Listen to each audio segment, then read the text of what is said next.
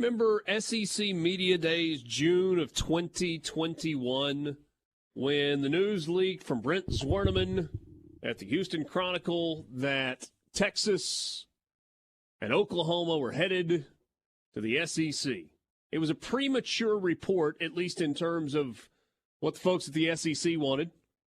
We found out right out of the gate that, people in Texas don't necessarily know how to keep their mouths shut. There was a scattershot effort by people at Texas A&M to try and blow up the deal by making it public because of their insecurity before it actually happened. They were not able to plug a piece of bubble gum into a leak in the dam and stop the wall from breaking. However, I'll never forget Ross Bjork walking around Radio Row just begging people to interview him so he could say that we don't want this and it's not going to happen, and we joined the SEC knowing that we would be the only team in Texas and we want them to hold their word and all that pathetic crap that we heard. Along those same lines, the thing I won't forget is you were sitting there interviewing Billy Lucci, ironically, when this news breaks. And I look down, and Sankey's doing an interview with somebody. I think it may have been Matt Moscona.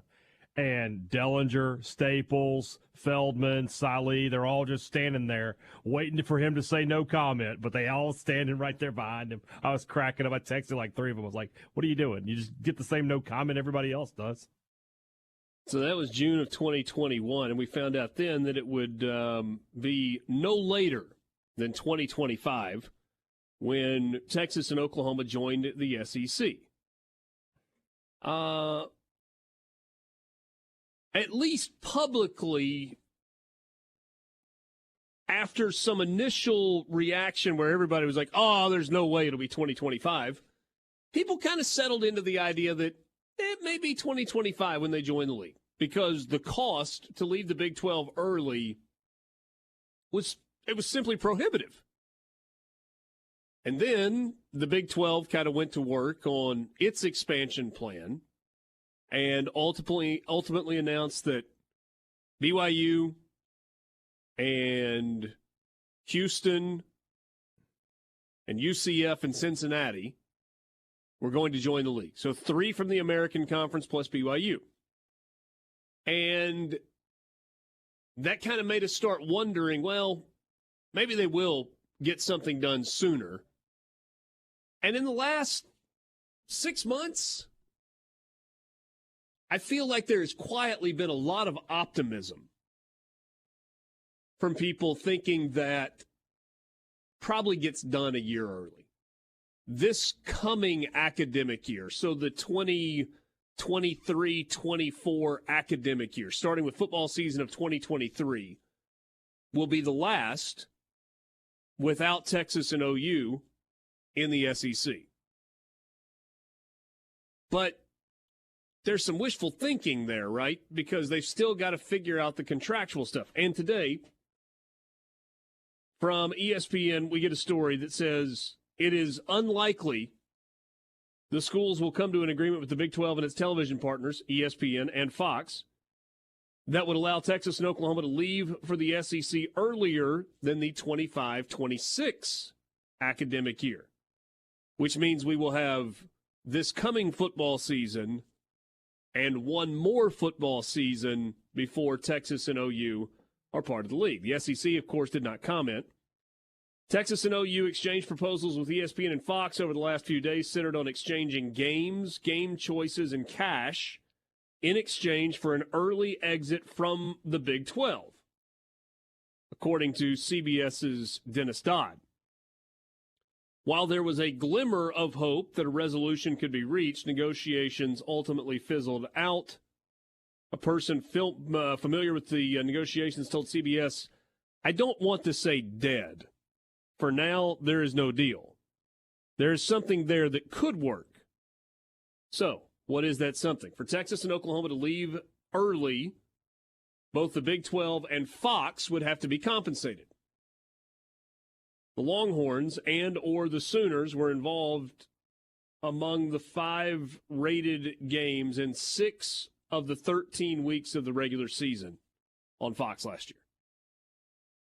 An early exit for Texas and Oklahoma would result in the programs owing more than $160 million in termination fees. Sources told CBS that figure would likely be negotiated down to as little as 60% of the original figure.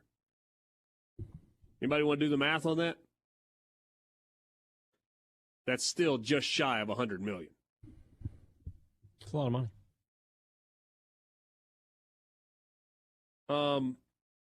Texas and Oklahoma want to leave early.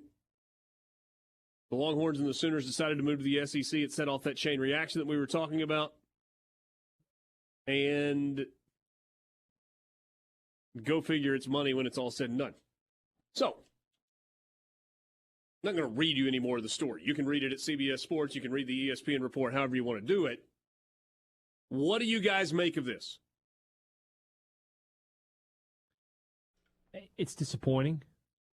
Mainly, and it's disappointing if you're a Mississippi State or an Ole Miss fan, you should be disappointed by this news because in all likelihood, you were only 1 year away from not having to play Alabama for at least a year. You were on your way to having a little easier schedule. I mean, that's something that, you snicker, but at the same time, man, I'm kind of tired of playing Alabama every year. And, I was looking forward to some new matchups and things like that. So just from a football standpoint, for me, Brian Haydad, the college football fan, it's disappointing because I'm ready for Texas Oklahoma to show up so we can have this shuffle and see what the SEC looks like. But at the end of the day, I think we've been on this little bit of a roller coaster with it, right? It's been like, I think they're gonna come early. Maybe they're not. Oh, maybe they will. The ride's probably not over yet. Probably not. And I don't know what your time frame is where you got to have an answer either. I mean, we know that Texas and OU are playing in the Big 12 this coming season. So is it a year from now where you've got to know? Or does it have to be sooner than that? Borky, you were, when we talked about this earlier today, I felt like you were curious whether or not this report being leaked was maybe like intentional. Was like a cattle prod. There is almost always reasons for leaks, whether it's to get at somebody, to whatever. There is almost always a reason for a leak, and in this case, I feel like there's a reason for it, whether it's to encourage backlash to get them to hurry up or what. I don't know, but it feels like this isn't done yet. What I'm confused at is the line about getting SEC teams to play in the Big 12 footprint in 2024, and that would satisfy the television partners that are hanging this up. What does that mean? Get them to play in the Big 12 footprint. What are you talking about?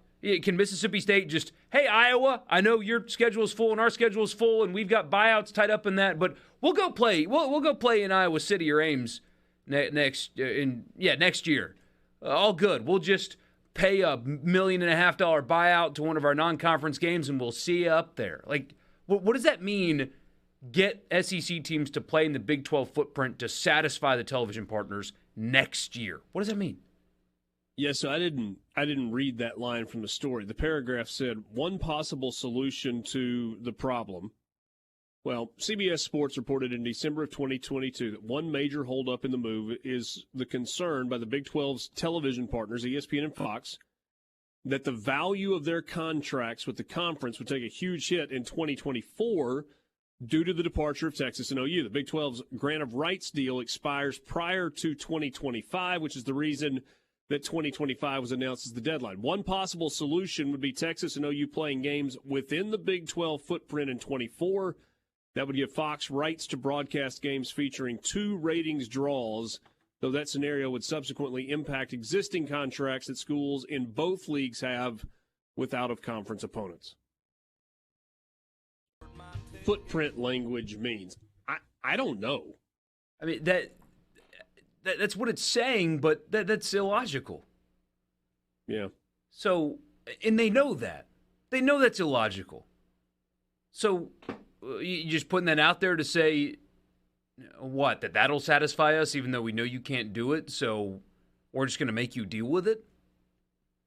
Is this them saying that we know that after Texas and Oklahoma leave, the Big 12 in terms of interest is sunk, and so we want to hang on to that for one more year just to make as much as we can until the conference becomes unattractive?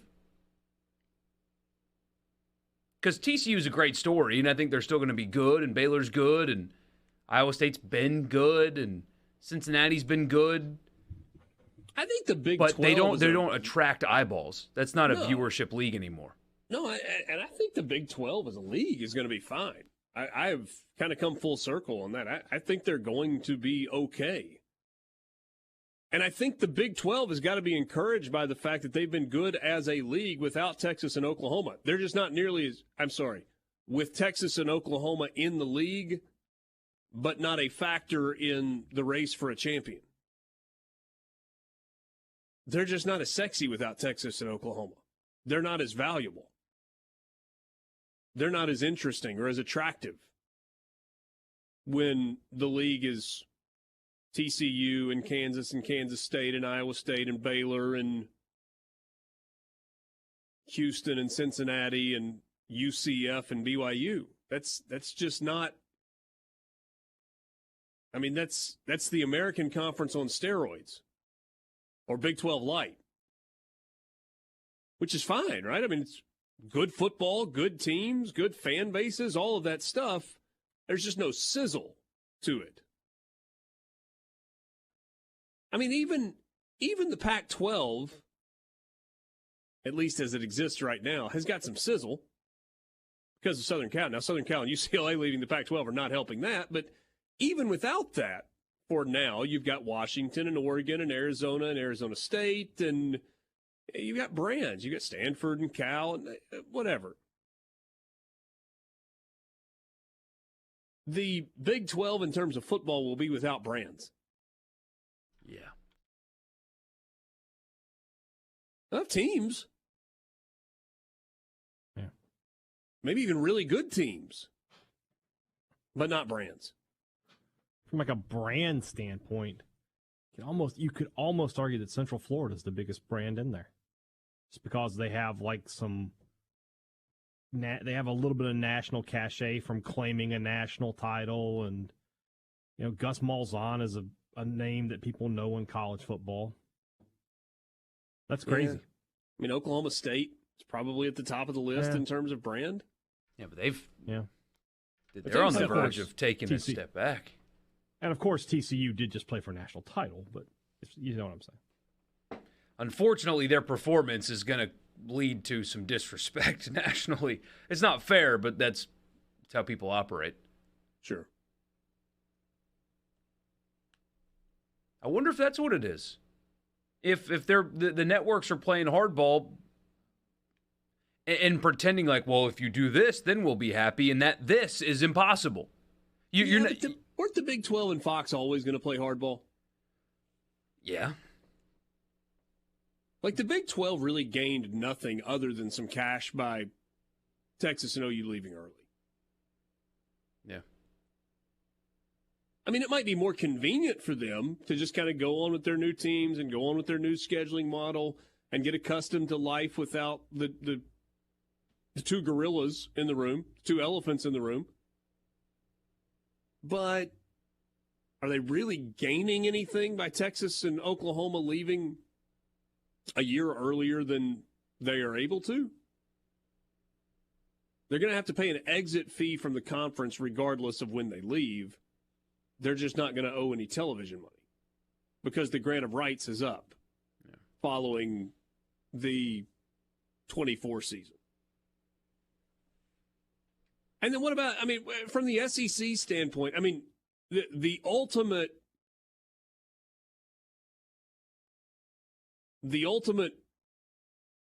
patience guy in the room on this is the SEC, right?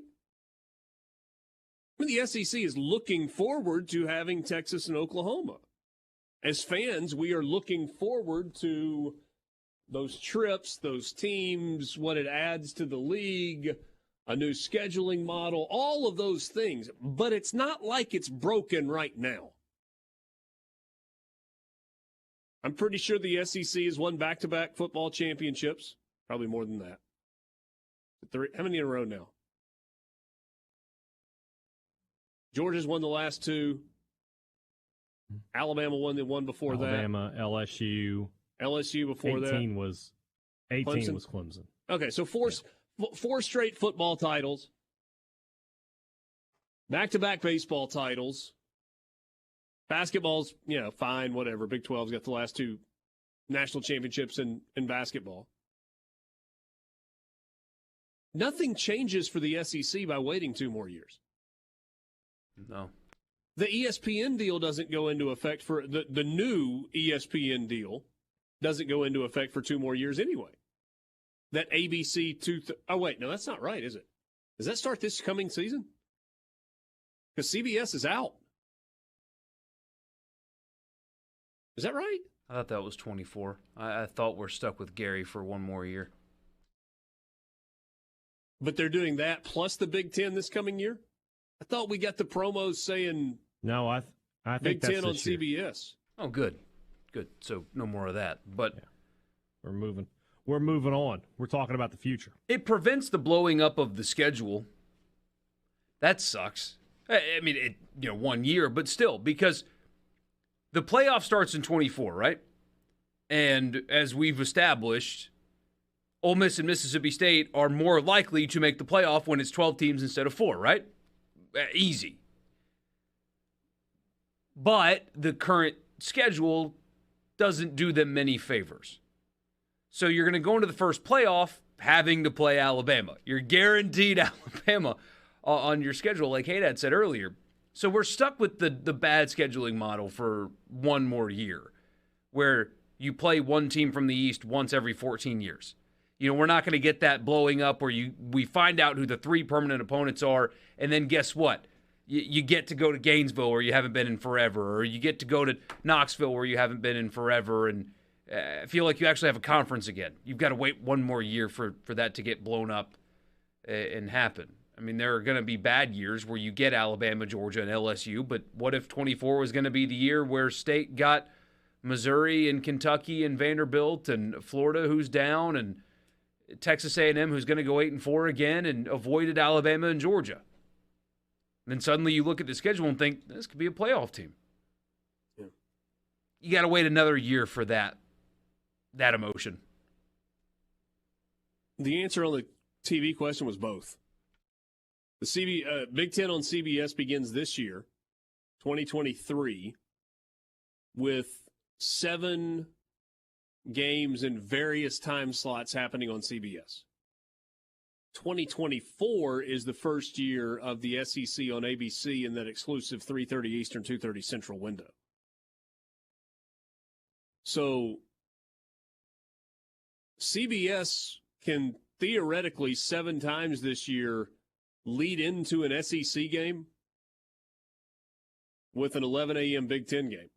Or they can follow their 2:30 SEC game with a Saturday night primetime game from the Big Ten. Or probably a mix of the two things. Did you guys see the NBC broadcast team for the Big Ten game? Noah Eagle and Todd Blackledge leaving ESPN. That's a big get. If you're an announcer person, Todd Blackledge is maybe the best color guy in college football. I think he's the best analyst. And the pair of Sean McDonough and Todd Blackledge was really good. And it makes me wonder what ESPN is going to do. Because ESPN's slate of college football analysts is good, but could be better. Yeah.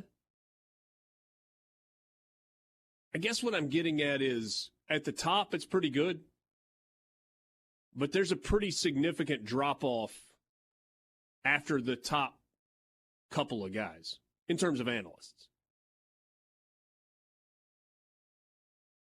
I don't know. Do you move a Dan Orlovsky up to that slot? I like him. Pretty good job. Still working the kinks out. He, you know. Do you move a Jordan Rodgers up and then slide a Cole Kubelik up also? Just thinking out loud. Sports